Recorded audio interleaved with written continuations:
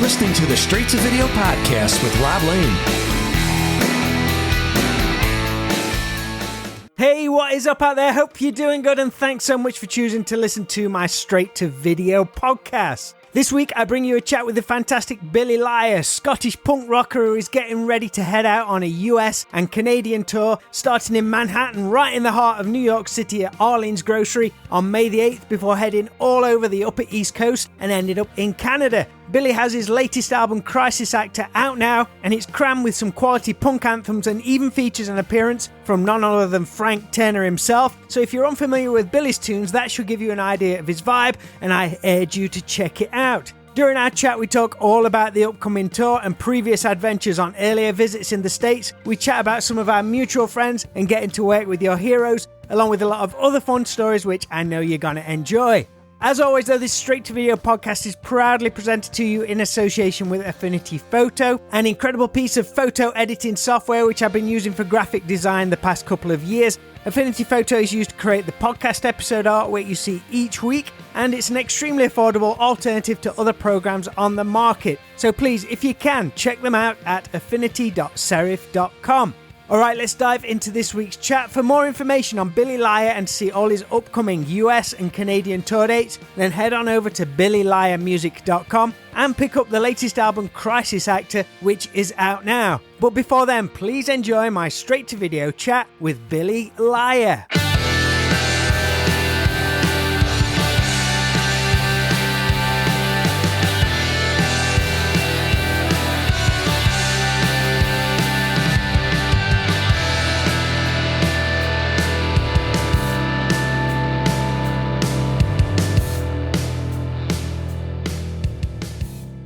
You're heading out to the US and Canada in just a few weeks for a run of days. I mean, I'm excited for you. I love playing over there. I know it's something you've done on numerous occasions. It gives you so many stories and memories, and the people you meet really makes it special. Is there anything in particular you're looking forward to this time round? Well, like you say, going to Canada for the first time, we're playing a festival called Pooza Fest. The lineup's crazy good, so I'm really excited to go to that. And then I'm just really excited to go to a whole lot of places I've not been to for a while. I've been concentrating on West Coast stuff for a little bit and kind of like lower East Coast, but I used to do a lot more in the upper East Coast. So I'm really excited to go back there and also to go back with a full band for the first time. We're also playing with an old friend of mine, Eric 13, who you probably crossed paths with, have you? You know what? I don't know if I've actually crossed paths with him, but it's one of those like many mutual friends and acquaintances. You must have so many mutual friends with him. Yeah, I met him through AC the first time I played over there. We played together in Philadelphia and we became friends ever since then. And we played together in Scotland and in the States. And yeah, just our paths have crossed a lot. So it's his band. We played together before. Roger Seagull used to play in Eric's band, the Pinheads. And we played together in Philly a few times. So it's their band. They were a Ramones cover band, but now they're an originals band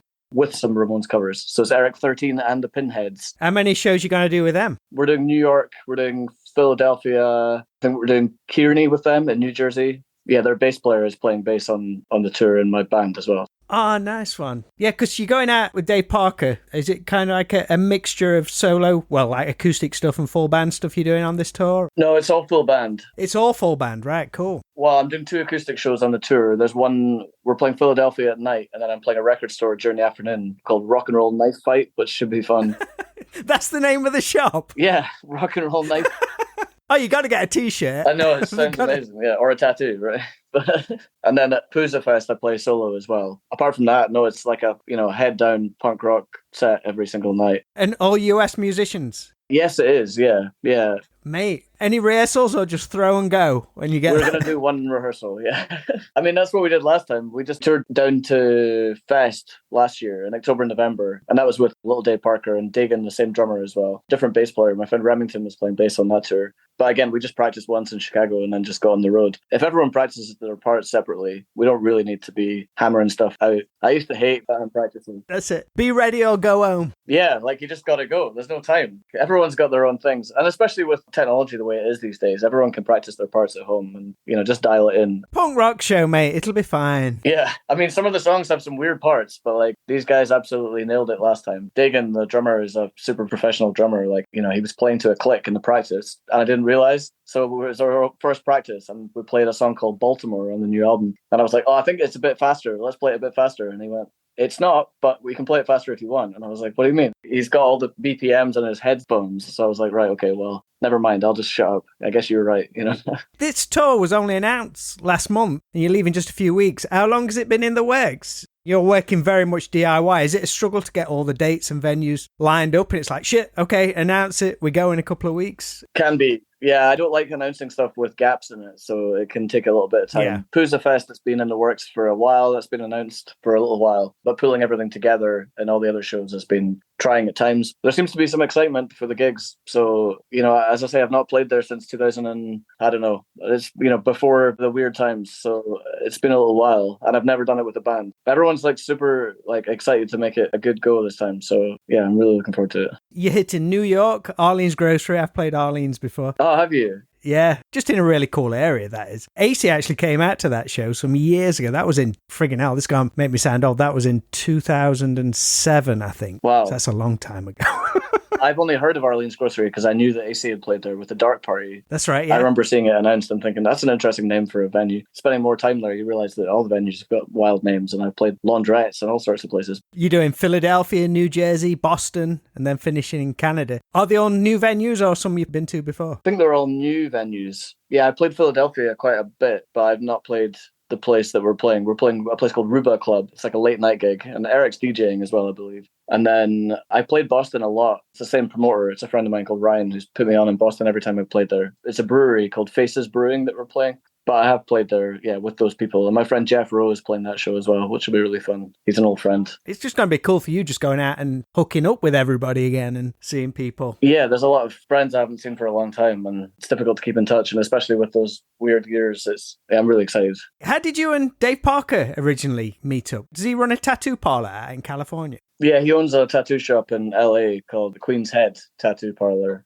He's an amazing tattoo artist, and yeah, he's one of my best friends. Which of your tattoos has he done? Oh, lots of them. Yeah, that's the first one he ever did on me. It was this big eagle up here. He did this bomb pop tattoo in a dressing room in Durham. He did this big snake. There's a big snake up here. So that's where we first met. We first met because he was on tour with the Bomb Pops and he was tattooing fans of the Bomb Pops on the day of the show, like nearby. He's a very like careful and respectful and incredible tattoo artist, but he was also doing, you know, wild punk rock tattooing on that tour. So he was still very like, you know, it's very hygienic and careful and whatever. But in Dundee, he was tattooing people in the van with thunder and lightning shaking the van outside. He was tattooing, you know, the Bomb Pops logos and like Fat Wreck logos on these Dundee punks. And he was saying, like, gotta keep this wrapped up and you're gonna look after this. And then they were just running straight into the gig, down the stairs, jumping and, you know, crowd surfing. In all the sweat. Yeah, sweat and blood and ink just flying everywhere. Beer flying everywhere. Spit. No, he's an incredible artist. On that tour, I'd met the Bomb Pops before. We played in Switzerland when I was on tour with Joe McMahon, who's a good friend of mine, the year before. And we became fast friends that night in Switzerland. So when we did some gigs together in the UK, Dave was out with them and he was tattooing. And yeah, I got that tattoo on that little run. And we just became friends. And at that point, I had a record, the Some Legacy record recorded.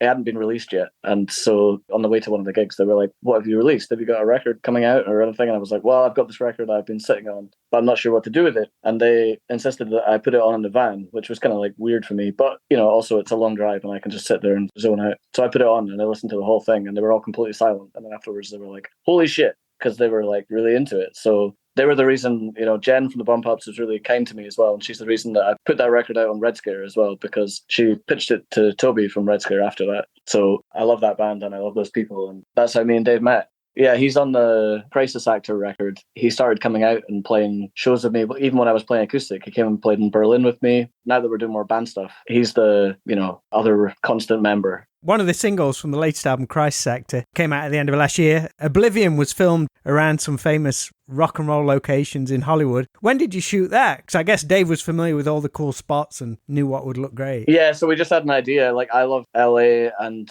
I was quite new to it at that time. We filmed it with Chris Grau, who does all the No Effects videos these days. So he's like super talented. Also, he's incredibly talented, but he films everything on his phone, which when he turned up doing that, I was like, I don't know. But like, I've seen the caliber of his work. Like, trust me. And I'll tell you what was great about that. It meant that we could film anywhere we wanted because people just thought that we were tourists. Yeah. And it just meant that we managed to film in the middle of Hollywood Boulevard. We filmed outside all the rock and roll haunts. You know, I was like standing on the sign outside the Rainbow. We went into Hollywood Forever, like where Dee Dee and Johnny Ramone's graves are. And they kicked people out right in front of us who had a camera. They were like, no one's allowed to film in here. But because we just did everything in one shot, it was just like one take, go. Did it, and then fucked off. I've never thought of it in that way, that like, yeah, well, I'm just a tourist. I'm just doing a YouTube video, taking some photos. Yeah, we just looked like idiots goofing around. We had a little toy guitar and a little toy microphone, and it was just like, ha ha ha, silliness. And then that was it. It was just, honestly, 1 or 2 takes and then gone. So at Hollywood Forever, it was like 1 take, gone, 1 take, gone, and then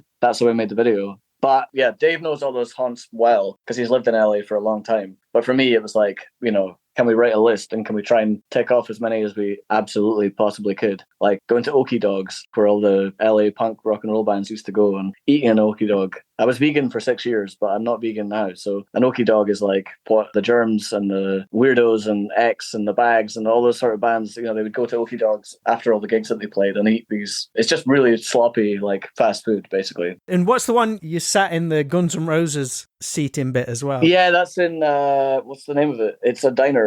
Oh, Dave's going to kill me for not knowing the name of the diner. Yeah, we sat at the table and we shook hands where they met. Yeah, that's where like Slash and Duff met, I believe. Yeah.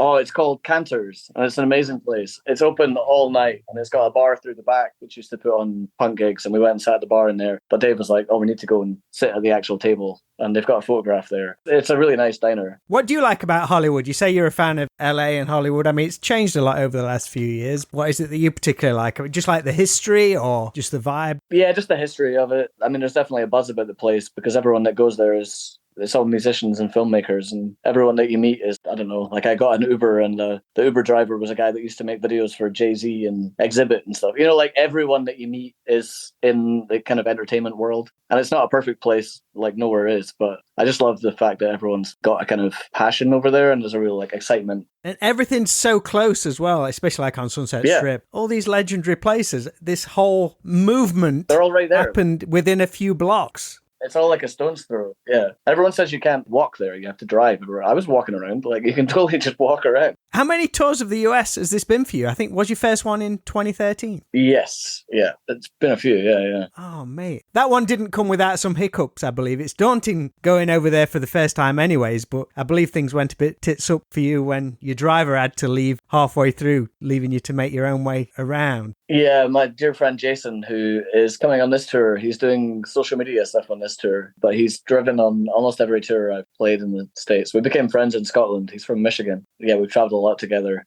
He's a writer and a musician as well. He plays under the name Disaster Party. That's the tattoo that Dave gave me. I've got a Disaster Party tattoo. But yeah, he had to unexpectedly go back to work. So we traveled down the East Coast from New York to Fest in Gainesville, Florida. And then he drove back from Gainesville straight to New Jersey at the time and went straight back to work. Insane drive. And he was like, don't worry about it, man. You can probably just get buses and trains and stuff. And I was like, sure. How old was you then, mate? Need to figure it out. I don't know, early 20s or something? Yeah. Yeah, it was fine. I mean, I got through it. What was your first reaction when you found out that was going to happen? Are you pretty much bulletproof at this point? Yeah, I mean, I'd been in a lot of situations and scrapes before, just touring in mainland Europe. Not 3,000 miles away from home, though. Yeah, and I didn't have a working phone. I was just kind of like, it's fine. Like, I had a phone, but I didn't have an American SIM card or anything. And Wi-Fi was a bit more difficult to get at that point. And I didn't have much money. We weren't making a lot of money. I was trying, and I didn't have much money. It wasn't like I had, like a job back home that was secure. I was definitely in some situations where it could have all fallen off the track at any point. I think you was doing the thing which I used to hate doing, but we did it all the time when we were out on tour. It's like asking for somewhere to stay on stage. Yeah. Well, more than that, I was not only asking for somewhere to stay, but asking if someone would drive me for like 6 hours the next day away from their own house and then drive back again. I bet it always worked out though, didn't it? It did. Yeah. There was one time I took one bus. I took one, what do they call it? Like what's the name of the bus? Not the Greyhound. The Greyhound. I took one Greyhound. And that was the worst because they made me throw out half of my luggage. So I was like, well, it's either my clothes or it's the t-shirts that I'm selling. So I got to throw out my own clothes. So obviously, because we're idiots, right? But it's also my only income. I didn't have any records on that tour. I didn't have any CDs. So I've just got all these t-shirts. So I was like, right, well, my clothes are gone then, I guess. And I'll just carry on the Greyhound. And on the Greyhound, I was sitting in front of a guy that was talking for hours about the sexual experience he'd had with a woman the night before, which was like so graphic and unnecessary. And then a guy that had just got let out of prison was sitting next to me, telling me about his story. I mean, he was an interesting character. Have you ever seen Planes, Trains and Automobiles where they get on the Greyhound?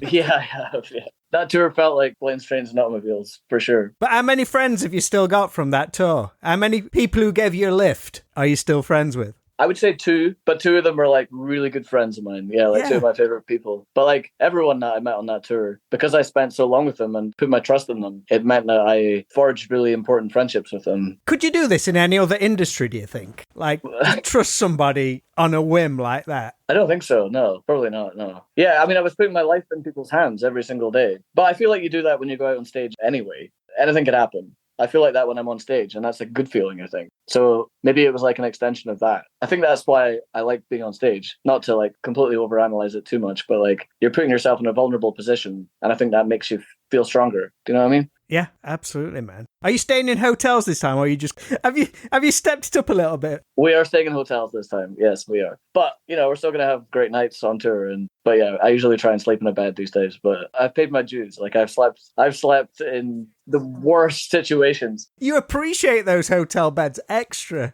Oh, I love motels. Cheap motels with a little broken shower in a sketchy situation with a diner nearby. That's heaven for me. You're sorted. It's luxury. Shitty little bed and someone snoring next to me is totally fine. Like, it's so good. It's so fine. How will it be different this time around? Because you're on the US record label Pirates Press. They're based out in San Francisco. They've released Crisis Actor. How did that all come about? And will that make things different, having a label base over there? And does that help the whole touring thing? Yeah, Pirates Press are great. That was the label that I wanted to put the record out on. So I kind of set my sights on them, you know, like, this is what I want. And I had some friends who've been on that label for a while, so I was able to connect through that. But then it was also like hard work, to be honest, going out there and meeting them and making friends or making connections with the label head, you know, and just interacting with them at various points. That was the label that I really wanted to put stuff out on because I really respect their work ethic. Like, they put out tons of great records and they work really hard on the releases, and their roster is just really exciting. Like, all the bands that they've got legacy bands, but they've also got young bands,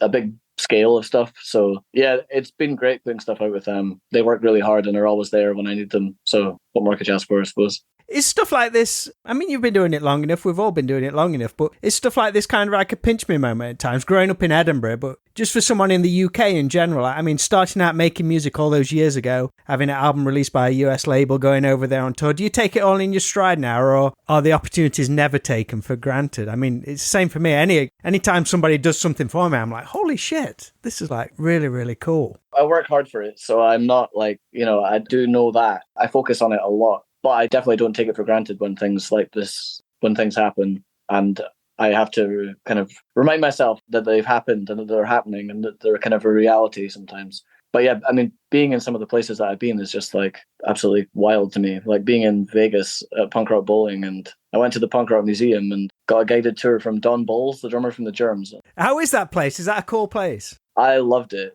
It was quite nearly open when I was there.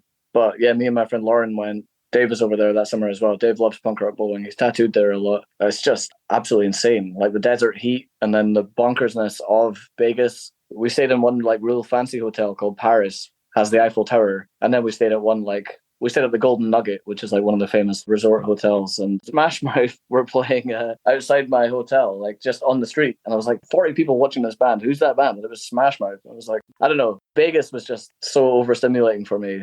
Like, everyone's smoking in the casinos. I had no idea that people still smoke there because the AC just takes the smoke away. It's like, and there's just non-stop drinking. It's interesting you say it's overstimulating. We went there a few years ago and you can buy all like marijuana from like the dispensaries and all that kind of stuff. And somebody got some gummies because they're all legal. So, take some of these. And it's like, is it kicking in? It's like I'm in fucking Vegas and there's all the lights. How do I know if it's kicking in or not? I have no idea. Yeah, that's so insane. Yeah. It's so bonkers anyway. But yeah, the Punk Rock Museum's amazing. I'd really recommend it. It's definitely worth doing it with a tour guide. That definitely added to it. Like Don Bowles was hilarious and really, really interesting and told loads of great stories. And we ended up spending like 6 hours with him. The tour was supposed to be like 45 minutes. We just went to the bar with him afterwards and listened to him tell stories for 6 hours. And then went to see him DJ as well. Like, he's awesome. And it's a great place. You've been playing in bands since before you were a teenager, and I think, have you been touring since you were 16? Yeah, that's about right. Yeah, 16, 17, yeah. Was there anything in particular that gave you confidence from such a young age that kind of never held you back? Or it's just something you knew you wanted to do and it just felt right? It was just something I always wanted to do. Music just connected to me in a certain way. I remember at primary school, like, there was some show that people did, and they like came and they had guitars, but like they didn't play them. They just mimed on these guitars as part of a show, but it was like electric guitars. I remember one of them had like a Fender Strat. There was no strings on it, but I was like, what is that? That is like the coolest thing I've ever seen. I thought it was like a spacecraft or something. You know, it was like,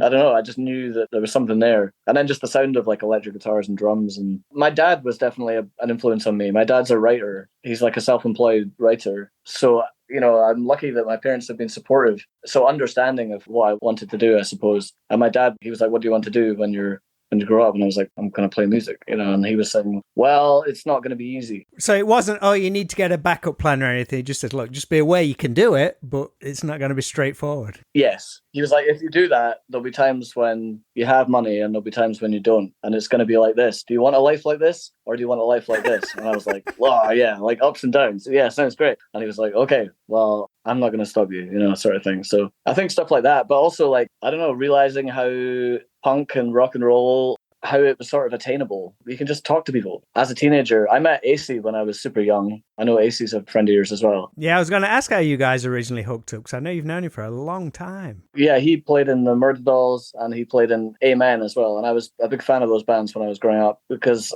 I was at that sort of age, but they were also colourful, didn't take themselves too seriously, but they were also like punk and rock and roll and metal and all those things. And I was the kid that liked those bands at school. You know, there weren't that many of us, but we were like the underdogs because everyone else was like super into Metallica and like serious stuff. And I was more into the kind of like colorful, exciting stuff. I've told AC this story, but I remember there was a guy at my school called Ryan, and he was in my music class. And I remember he went to see the Murder Dolls. I wanted to go, but they were sold out. You know, I couldn't go to the gig. But he came into music class the next day. He was older than me, and he was like a cool guy. And we ended up playing in a band together. I remember he came into school and he had the red AC like Murder Dolls pick that he'd caught at the gig, and I was like, oh man, if only I could ever like get a pick from AC Slade. Like AC was my favorite member of the Murder Dolls and the Amen. I thought he was like the coolest guy. A few years after that, obviously, he was playing in Trash Light Vision, and Trash Light Vision were playing in Edinburgh. What a brilliant band, dude. I absolutely loved that band. Yeah, they were playing in Edinburgh at Studio 24, which was an amazing venue. And it was a venue that I went to anyway. Like, they had club nights there and gigs, and I played there myself.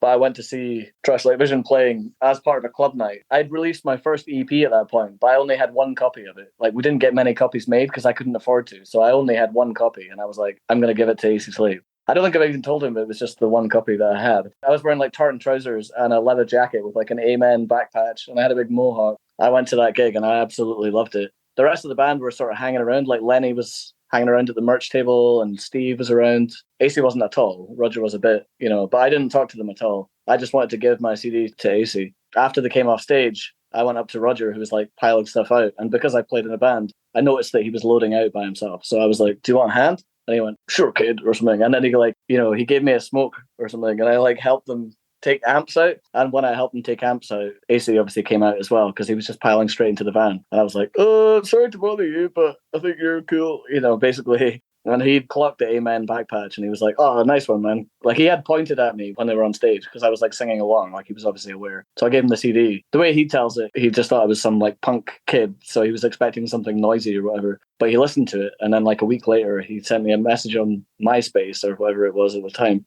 We should work together. No shit. So he ended up producing my second EP in Bedford when he was on tour with Wednesday 13. He came out to Bedford afterwards and we recorded at the same studio that Trash Light Vision recorded their record at with Nick Mailing and Robin Guy. Robin Guy came and played drums, and that's when I met Robin. And Robin's been a real friend of mine, and he plays on, you know, the Crisis Actor record and the Some Legacy record, and he's been a big part of my life. Robin oozes fun. Yeah, Robin's the best. Yeah, he's just such a fun guy to have around on stage and in the studio and at festivals. And Yeah, absolutely amazing guy, an amazing drummer. You shot the video at his house, right? The View from Here video, yeah. Robin had such a blast doing that. I stayed at his house the night before, and we woke up in the morning and we didn't have an idea. Like, we had no idea. And I knew that my friend Mark was coming to shoot the video that day. He does all the wonkiness stuff, and he does a lot of skate videos, and Mark Richards, he's super talented. But he was coming, and we were like, fuck, we don't have anything. What are we going to do? And then I said, well, I've got this one idea. Why don't we just try and do a video all in one take? We'll just try and do that. And Robin got well into the idea. So then we were like, well, why don't we just have Robin as a recurring character who just keeps appearing because he's so like up for it. He's just up for a laugh, and he's like up for whatever. So yeah, it was incredible. Like, we just had to do that video over and over and over again. How many times did you end up doing it? Oh man, we were out of our minds by the end of it. It took a long time because anything that would go slightly out of time, we had to stop and start again and be like, right, okay, so you've got this, you've got the chef's hat on, and you're putting the oven gloves on in the kitchen, and then you're running through and you're turning the lights off, and I had to go through and put a hat on and then go back. And honestly, I don't know. Ask Mark. A lot of times. What's really cool though is there's the behind the scenes video as well, so you see how it's done. Yeah, oh, did you see that? Whose idea was it to film that as well? Because that's really good foresight, because that just adds to the whole thing. I'll tell you who that was. That was Robin Guy. He's a smart guy. And he was like, we have to do this. We have to do it behind the scenes. We need to do this because then they'll understand exactly what actually went into this. So you can see the video where Mark's pulling back, and that's the take. That's the take that we used, is the behind the scenes one. That's also like a real time capsule as well, because I've rehearsed in Robin's practice room. Yeah. But that's like just the shell of it when you film that video. That's where we did pre-production for the record, for the Crisis Actor record. Me and Dave went there and practiced with Robin and got demos together. I actually went down there myself first, and then me and Dave went there right before we went to Belgium to record. But yeah, that was when there was no roof on the place and it was just getting built. That's cool that you know that, yeah, because other people are like, what is that place? Yeah, it's changed a little bit since then.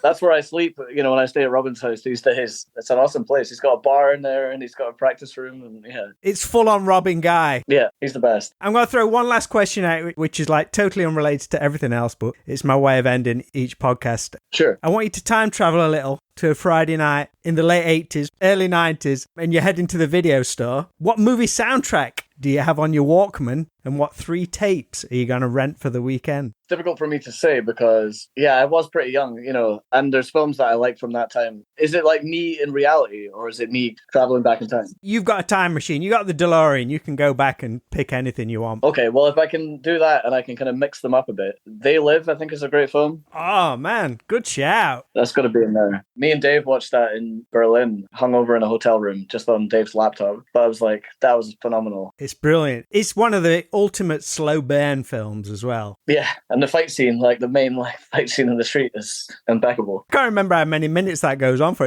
I think it's like 11 or 12 minutes, which doesn't sound much, but when it's within a film, it's like, damn. Pretty long, yeah. I love that you picked that one. Okay, well, They Live, With Nail and I is a film I really love. My dad showed me that film when I was really young. It's obviously not set in the 80s, but it did come out in the 80s. That's a film I've shown to a lot of people, a lot of friends of mine. That's your recommendation film, is it? Yeah, usually With Nail and I or Dead Man's Shoes. Dead Man's Shoes was shot just near me. Oh, really? 10 miles away from here, yeah. Oh, wow. I'd love to go to the town and see the places. Like, I'd love to do that. Next time you're in the Nottingham area, give us a shout and we'll do a tour. Oh, I'd love to do that. I love that film so much. I love Shane Meadows and Paddy Considine. We'll do a Dead Man's Shoes tour next time you're in the area. Okay. That would be sweet. Like, I've seen someone do it on YouTube. There's like a video of someone doing it on YouTube. I'd love to do my own. Maybe we could do like a music video there or something. That'd be weird. There you go. We'll get the gas mask on or something like that. Yeah. And then I really like the early 90s, like Jim Carrey films. I haven't seen The Cable Guy for a long time, so I don't know if it stands up quite the way it used to, but I absolutely loved that film when I was super young. That's a good choice. That's a good shout. Yeah. Have you got any favourite movie soundtrack? I liked the Dumb and Dumber soundtrack a lot when I was pretty young. Great one, man. That is a good shout. Yeah? Yeah. Okay. It's got some interesting songs in it. And then, like, it's not the, in the right time space, but I really love the Dead Man's Shoes soundtrack. And the With Nail and I soundtrack, actually. There you go. I love it, man. Some great choices. Cool. All right, thanks. Dude, have an amazing time in America. Oh, thank you. So you got someone doing some social media stuff for you on this one? Yeah, Jason's going to do social media this time, so hopefully that means our real game will be a bit stronger. I know that stuff's super important, and I know I'm just bad at doing it. It would just be good to have someone else take control of that on the tour. Oh, wicked. Yeah, get a proper document of it. That'd be fantastic. Yeah. Yeah, get plenty of updates up there. I look forward to seeing how everything goes. And what's planned for the rest of the year in the UK? You got much stuff coming up? Yeah, there's some stuff in the works, but I can't really talk talk about it yet. But you'll be busy. Yes, I'll be busy. Yeah, so come and find us. I can't really talk about it yet. It's the thing, until you're on that stage, anything could happen. Well, that's true too, yeah. I try not to think about things too much before they happen. People are like, oh, are you excited to go on tour? And I'm like, I'll be excited when I'm on that plane. I'll be excited when I'm on that stage, because then I know it's definitely happening. Absolutely. Anything can happen. Yeah, definitely, man. Well, you have a great time. Thank you. Hopefully see you when you get back. Yeah, thanks very much. I was looking forward to this, so thank you.